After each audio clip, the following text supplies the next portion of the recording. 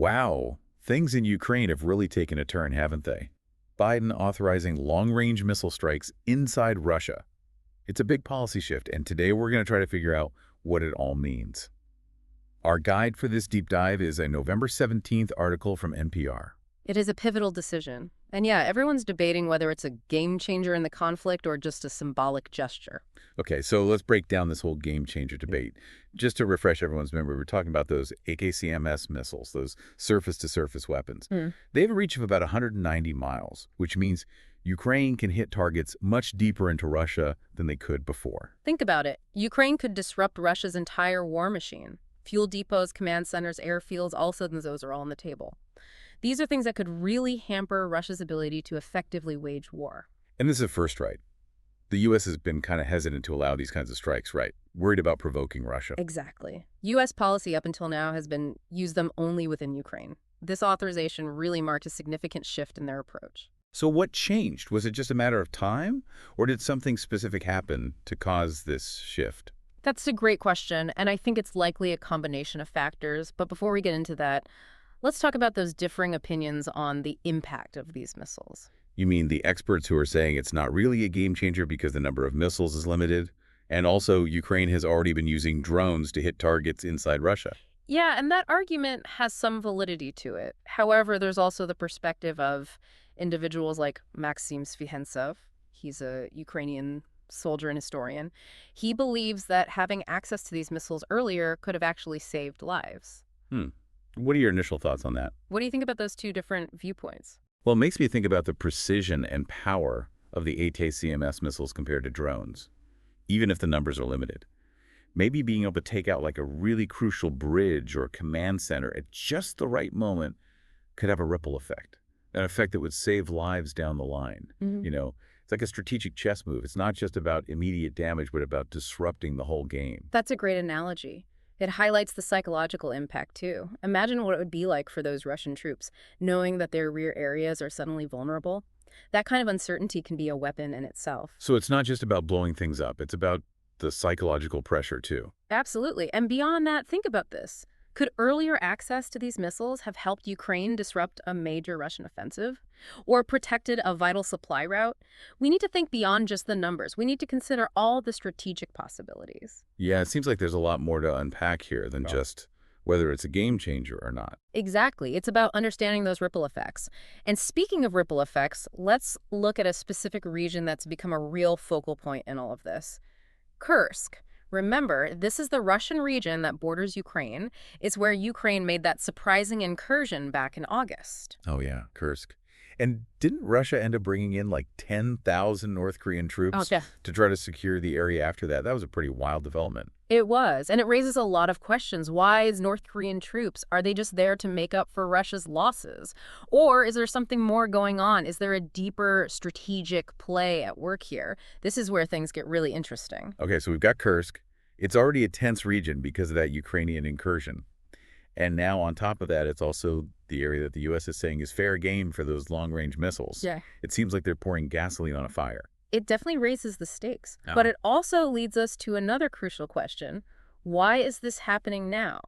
Was there something about that incursion into Kursk that pushed the U.S. to change their policy on these missiles? That's what I'm wondering, too. It's almost like the U.S. is saying, okay, Ukraine, you've proven you can hit targets inside Russia, and we're not going to stop you anymore. It's a bold move for sure, but to really understand it, I think we need to zoom out a little bit. We need to look at the bigger picture, the geopolitical landscape. The presence of North Korean troops in Kursk isn't just some random event. It's a sign of Russia's growing isolation and their willingness to rely on these unconventional alliances. Okay, so we have this powder keg in Kursk. We have North Korean troops adding another layer of complexity. And now we have the U.S. giving the green light for long-range missile strikes. It's a recipe for tension, for sure. It really makes you wonder how both Russia and Ukraine are going to respond to all of this. Exactly. And speaking of responses, we can't forget about Zelensky's role in this. He's been pushing hard for these long-range missiles.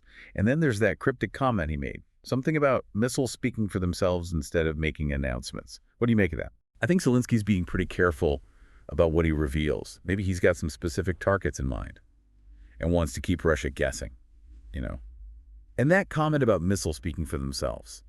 It makes me think that he's ready to take some decisive action, maybe even before Trump takes office in January. It's an interesting thought. And let's not forget about the timing of all of this. Just this past Sunday, Russia launched another huge missile and drone attack on Ukraine's energy grid. It reminds us of how this conflict goes back and forth and how quickly things can escalate. It's a dangerous game of chess, with each side trying to predict the other's moves and stay one step ahead. And then, of course, we have this wild card, President-elect Trump coming back into the picture.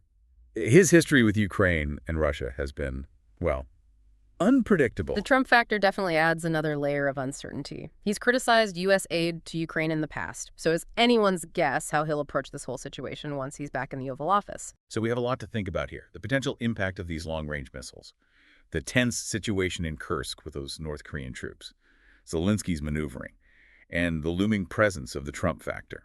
And these are just some of the pieces of this puzzle. We still need to consider the potential blowback on the U.S. for this decision and what it all means for the future of this conflict. Stay with us as we continue to explore this fascinating and, frankly, quite concerning situation. Yeah, it really is fascinating to think about all the possible ripple effects of this. Yeah. Especially for the U.S. Right.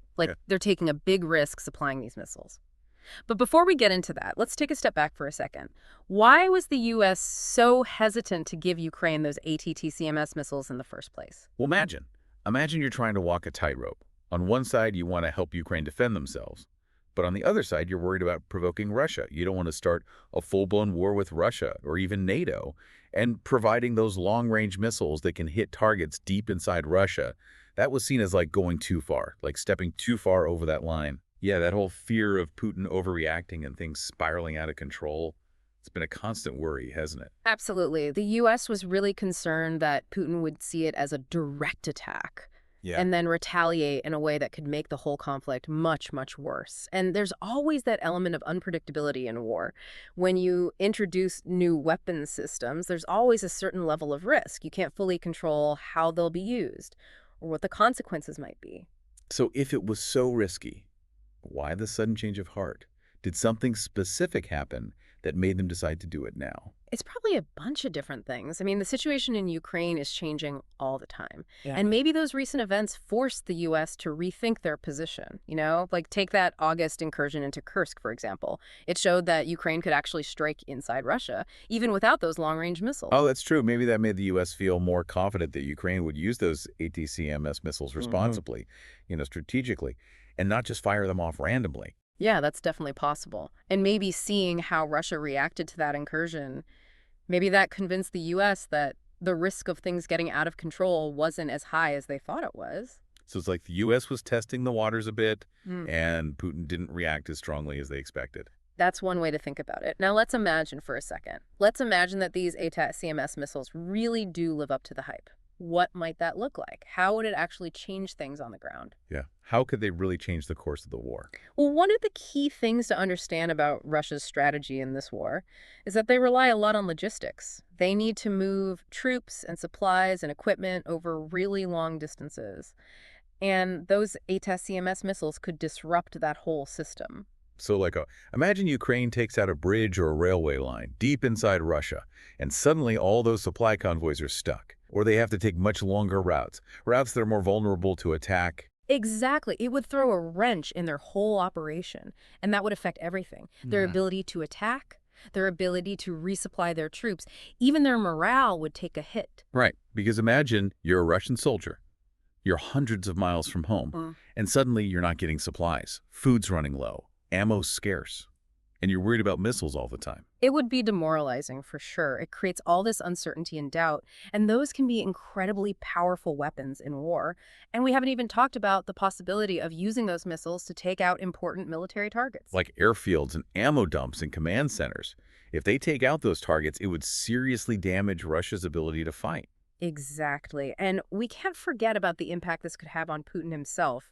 His whole image is built on this idea of strength and control. And if Ukraine can hit targets deep inside Russia with weapons that were supplied by the U.S., that has to be a blow to his ego. Yeah, it makes that whole special military operation thing sound kind of ridiculous, doesn't it? And suddenly it's not so special. Yeah. And it's starting to look like Russia might actually be losing. Right. And that shift in perception could have huge political consequences, both inside Russia and on the world stage. It puts pressure on Putin to respond, maybe with more aggression. Or maybe he'll be more willing to negotiate. So these missiles aren't just about military strategy. It's about psychology and politics. And maybe even forcing Putin's hand a little bit. Yeah. But what about the other side of this? The risks for the U.S. They're taking a big gamble here. Oh, there's no doubt about that. Retaliation is a big concern. Russia has already said that they're not happy about the U.S. providing Ukraine with long-range weapons.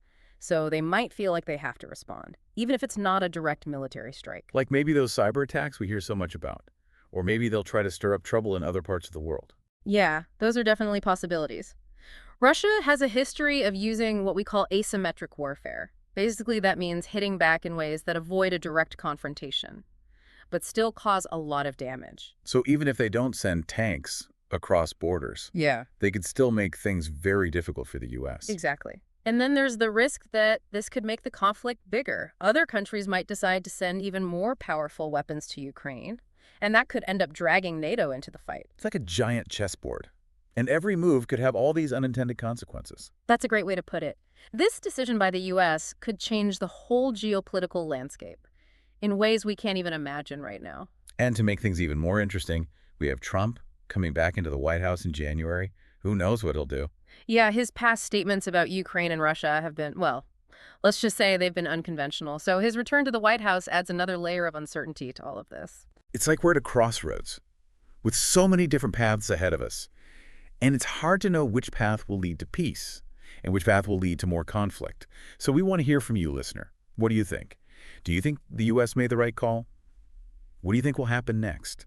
Keep those questions in mind as we head into the final part of our deep dive. You know, it's easy to get lost in all the strategic details and the politics of it all. But we can't forget that this is about real people's lives. That's so true. We can't lose sight of the human cost of this war. Thousands of people have already died, millions have been forced from their homes, and there are cities that have been completely destroyed. It's a tragedy, and it reminds us that every decision we make, every weapon we send, it has real consequences for real people. And yet, even with all this suffering, the Ukrainian people have shown incredible resilience. They're determined. This fight isn't just about survival for them. It's about defending their freedom, their right to choose their own future. Which brings us back to that question we asked earlier. What would you do if you were advising the incoming president? What stance would you take on providing this kind of support to Ukraine?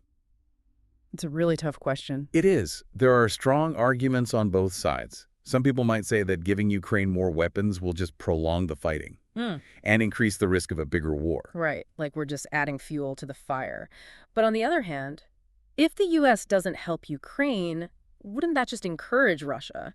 Wouldn't it send the message that it's okay to invade other countries? That's the dilemma. The incoming president will have to weigh those risks very carefully.